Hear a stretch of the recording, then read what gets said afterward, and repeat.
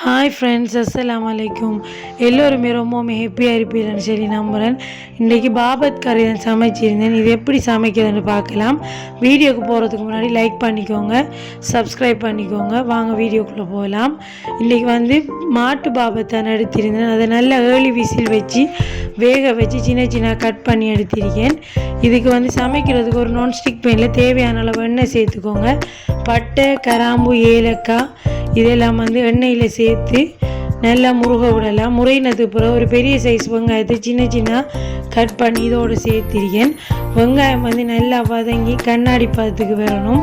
வெங்காயம் நல்லா வதங்கி வந்ததுக்கு பிறகு இஞ்சி வெள்ளைப்பூடு பேஸ்ட் ஒரு டேபிள் ஸ்பூன் சேர்த்து அதுவும் பச்சை வாசம் போகிற அளவுக்கு நல்லா வதக்கி எடுத்துக்கோங்க. இப்போ இதில் 2 இலக்கு கருவேப்பிலை அதோட ரொம்ப 2 இலை சேர்த்து நல்லா வதக்கலாம். இதெல்லாம் நல்லா வதங்கி கலர் மாறி வரணும். இந்த ஸ்டேஜில் 1 டீஸ்பூன் நச்சீரகத்தூள், 1 டீஸ்பூன் மஞ்சத்தூள், தேவையான அளவு உப்பு சேர்த்து எல்லாத்தையும் நல்லா வேக விட்டு எடுத்துக்கோங்க. வேக விட்டு எடுத்ததுக்கப்புறம் பெரிய சைஸ் தக்காளியை சின்ன சின்ன கட் பண்ணி இதோடு சேர்த்திருக்கேன். சேர்த்து தக்காளியும் நல்லா வதங்கி வரணும்.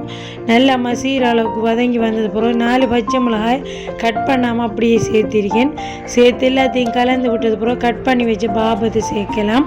பாபத்தை எப்படி க்ளீன் பண்ண முடிச்சுன்னா, ஃபஸ்ட்டுக்கு ஒரு பேனில் தண்ணி எடுத்து நல்லா சூடாக்கணும். சூடாக்கி அந்த தண்ணியில் நம்ம எடுத்து வச்ச பாபத்தை அதில் போட்டு நல்லா சூடாக்கினதுக்கு பிறகு வெளியே எடுத்து அதில் இருக்கிற தோலில் இருக்கிற கருப்பு ஒரு ஸ்பூன் வச்சு கலத்தினீங்கன்னு கலண்டு வந்துடும். இப்போ எல்லாத்தையும் மிக்ஸ் பண்ணது பிறகு 1 டேபிள் ஸ்பூன் தனித்தூள் சேர்த்திருக்கேன். 2 டேபிள் ஸ்பூன் கறி பவுடர் சேர்த்து இது எல்லாத்தையும் பாபத்தோடு நல்லா கலந்து விட்டுக்கோங்க.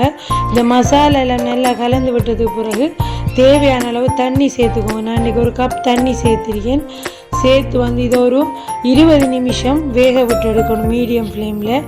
அப்போ தான் மசாலா எல்லாம் பாபத்து நல்லா இருக்கும். இப்போ உங்களுக்கு பார்த்த வழங்கும் 20 நிமிஷத்துக்கு அப்புறம் ஓப்பன் பண்ணி பார்க்கலாம். நல்லா கொதி எண்ணெயும் நல்லா பிரிஞ்சு வந்துருக்கு. 20 நிமிஷத்தாலே கறி வெந்து வந்துடும். ஏற்கனவே நான் பாபத்தை வேக வச்சு எடுக்கிறதால கூட நேரம் இதை வைக்க தேவையில்லை. பாபத்தை மசாலாவில் சேர்க்கக்குள்ள பாபத்தை அவிச்ச தண்ணியை சேர்க்கணும்.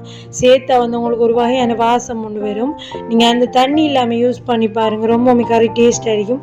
வீடியோ பிடிச்சிருந்தா லைக் பண்ணிக்கோங்க. தேங்க்ஸ் ஃபார் வாட்சிங்.